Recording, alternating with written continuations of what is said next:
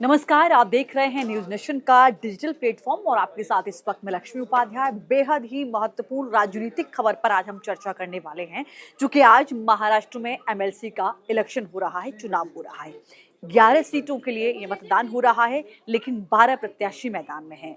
NDA और India गठबंधन पहली बार लोकसभा चुनाव के बाद आमने सामने है।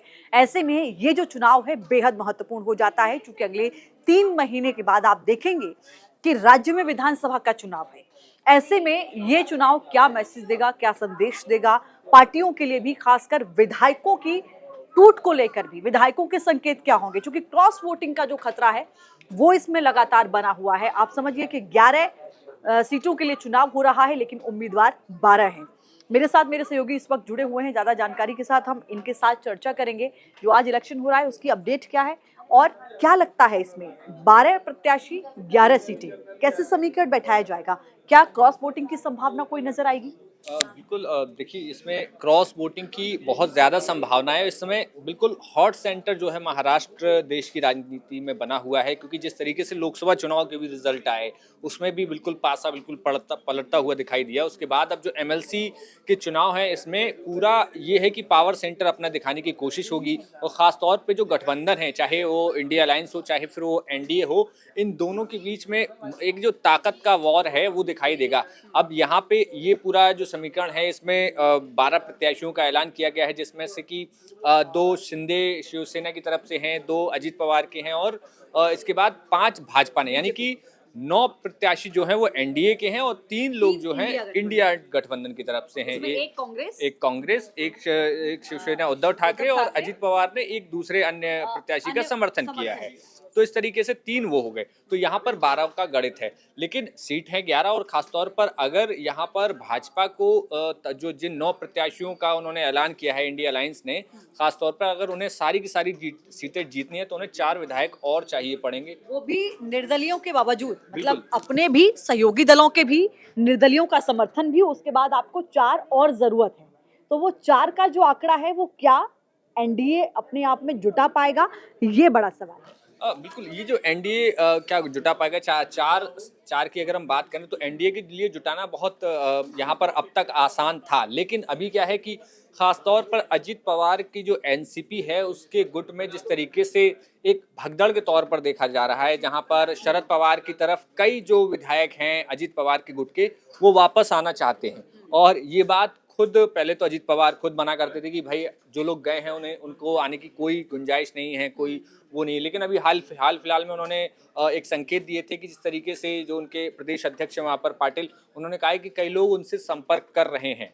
और यहाँ पर बड़ी बात यही होगी कि अगर वो जो संपर्क की बात वो करते हैं कि जो अजित पवार के कई सारे विधायक हैं, जो 40 विधायक उनके पास हैं इस वक्त, तो वो अगर उनमें से कई लोग क्रॉस वोटिंग करते हैं तो एनडीए के लिए बड़ी मुसीबत बन जाएगा। और यहाँ पर थोड़ा सा हम चाहते हैं कि हम इस प्रक्रिया को लेकर भी थोड़ी सी जानकारी अपने दर्शकों को दें। देखिए, ये जो प्रक्रिया है, ये कितने विधायकों के वोट एक एमएलसी को चाहिए, इसको समझना होगा। तो इसके लिए मैं कुछ आंकड़े आपको बता देती हूँ कि मौजूदा जो विधानसभा है उसका परिदृश्य क्या है। महाराष्ट्र की विधानसभा में कुल 288 सदस्य हैं, लेकिन मौजूदा समय में 274 विधायक मौजूद हैं। इसके लिहाज से अगर आप देखेंगे तो एक एमएलसी सीट जीतने के लिए प्रथम वरीयता के आधार पर एक एमएलसी के लिए कम से कम 23 विधायकों का समर्थन चाहिए, कम से कम 23। अब समझिए किसके पास कितने विधायक हैं। बीजेपी के पास 103 विधायक हैं, सहयोगी यानी कि अजीत पवार की जो एनसीपी है उनके पास 40 हैं, शिंदे गुट के पास 38 हैं। तो महाराष्ट्र की जो 11 विधान परिषद की सीटें हैं, इनमें से 12 प्रत्याशी उतारने की जो स्थिति बनी है, उसके लिए एक कैंडिडेट, अगर तीनों इंडिया गठबंधन के जीतते हैं तो जाहिर है कि एनडीए गठबंधन में 8 सीटें ही आएंगी, और अगर यहाँ 9 जीत जाते हैं तो जाहिर है कि एक कैंडिडेट को वहां हारना पड़ेगा। तो ये स्थिति इस तरीके की बनी हुई है। क्या सोचकर इंडिया गठबंधन और क्या सोचकर एनडीए गठबंधन ये समीकरण बिठाएगा, ये समझना होगा। खासकर देखिए, अगर मैं उद्धव ठाकरे की पार्टी की बात करूं तो उनको शायद 16 उनके पास ऑलरेडी हैं विधायक, उनको 8 विधायकों की आवश्यकता पड़ेगी अपनी सीट निकालने के। बिल्कुल, यहाँ पर उद्धव ठाकरे को 8 विधायकों की जरूरत और पड़ेगी, और ये बड़ा आंकड़ा है, बहुत छोटा आंकड़ा नहीं है। तो ऐसे में अगर अब यहाँ पर उद्धव ठाकरे नहीं ला पाते हैं वो नंबर, लेकिन उनके साथ जिस तरीके से इस वक्त उद्धव ठाकरे और पूरा जो विपक्ष है वो लोकसभा चुनाव के बाद अलग मोमेंटम। एक चीज और मैं आपसे पूछना चाह रही हूँ, माफ करिए रोक रही हूँ मैं आपको। कांग्रेस के पास एक्स्ट्रा 14 विधायक हैं क्योंकि कांग्रेस का एक ही कैंडिडेट है। अब कांग्रेस के आगे क्या ये बड़ा सवाल होगा कि जो उनके एक्स्ट्रा विधायक हैं उनका समर्थन उद्धव ठाकरे की पार्टी को जाएगा, उनके एमएलसी कैंडिडेट को जाएगा, या फिर शरद पवार ने जिनको समर्थन दिया है उनको जाएगा?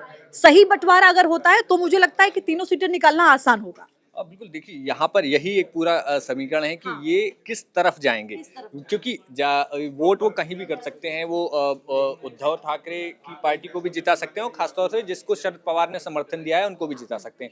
अब यहाँ पर स्ट्रेटजी यही काम करेगी कि समीकरण क्या कहते हैं, कि क्या जो विधानसभा चुनाव हैं उसके लिए जो उन्होंने एक तीसरे प्रत्याशी को समर्थन किया है, वहाँ पर जो कास्ट पॉलिटिक्स है, जिस तरीके से अभी मराठा, पिछड़े और दलित को लेकर विपक्ष जो है वहां पर काम कर रहा है, वहां पर उन पर फोकस लेकर चल रहा है कि खासतौर पर मराठा जो वोटर है, और अभी पंढरपुर से जो यात्रा भी निकाल रहे हैं उसमें उसमें खासतौर पर राहुल गांधी जो हैं जा रहे हैं, और राहुल गांधी शामिल होंगे, महाराष्ट्र के तमाम नेता, एनसीपी के तमाम नेता।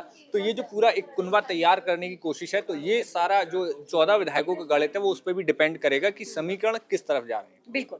अब देखिए आपको ये भी समझना होगा कि वोट की प्रक्रिया क्या होती है। देखिए चुनाव आयोग की ओर से एक विशेष पेन, यानी कि एक जो पेन होता है जिससे आप सिग्नेचर करते हैं, जिससे लिखते हैं, वो इन विधायकों को दिया जाता है और उसी पेन के जरिए जिस भी कैंडिडेट को आप पसंद करते हैं उसके नाम के आगे आपको लिखना होता है। एक नंबर सबसे आपका पसंदीदा जो उम्मीदवार है उसके आगे, दूसरा उससे कम है, तीसरा आप चाहे तो सारे कैंडिडेट के लिए लिख सकते हैं और चाहे तो आपकी मर्जी, आप पहले या दूसरे के लिए या जैसे भी आप चाहें उसको लिख सकते हैं।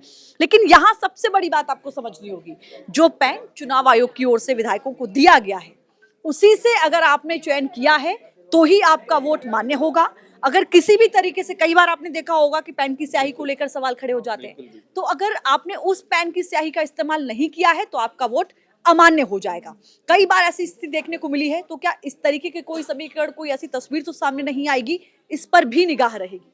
बिल्कुल, ये समीकरण जिस तरीके से, एक मैं जिक्र करना चाहूँगा खासतौर पर जो हाल ही में उत्तर प्रदेश में एमएलसी के चुनाव हुए, उस दौरान तमाम समाजवादी पार्टी के जो विधायक थे, लोकसभा चुनाव के ठीक पहले की ये बात है, हाँ। उन्होंने क्रॉस वोटिंग करके भारतीय जनता पार्टी के प्रत्याशी के समर्थन में वहां वोट कर दिया, और वहां पर बिल्कुल दो फाड़ हो गई समाजवादी पार्टी में। और खास तौर पर समाजवादी पार्टी के जो मुख्य सचेतक जो वहां पर होते हैं, वो ही अखिलेश यादव का साथ छोड़कर, जो अखिलेश यादव के खास माने जाते थे, मनोज पांडे, वो उन्होंने बीजेपी के साथ चले गए।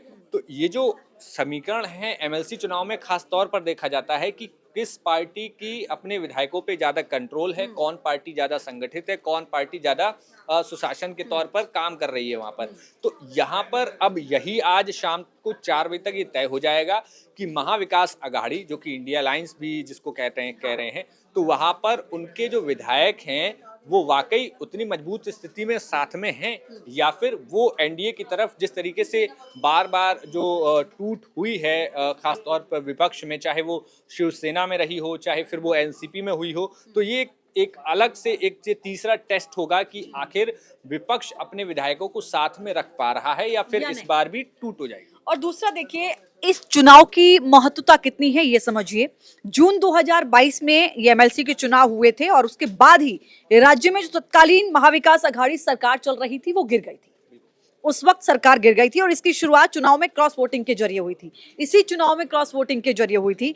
इन चुनाव में आप अहमियत इसकी क्या है आप समझ सकते हैं, क्योंकि यहां से ये तय हो जाता है कि जो विधायक अब तक आपके पाले में थे, क्या वाकई वो आज भी उस तरीके से आपके साथ संगठित हैं या फिर वो अपना मन बदल चुके हैं। आज शाम को ही इसके नतीजे आ जाएंगे। किसके कितने कैंडिडेट जीतते हैं इस पर नजर रहेगी, और महाराष्ट्र में आने वाले विधानसभा चुनाव के लिए इन चुनाव से क्या मैसेज जाता है ये भी स्पष्ट हो जाएगा। फिलहाल के लिए इतना ही।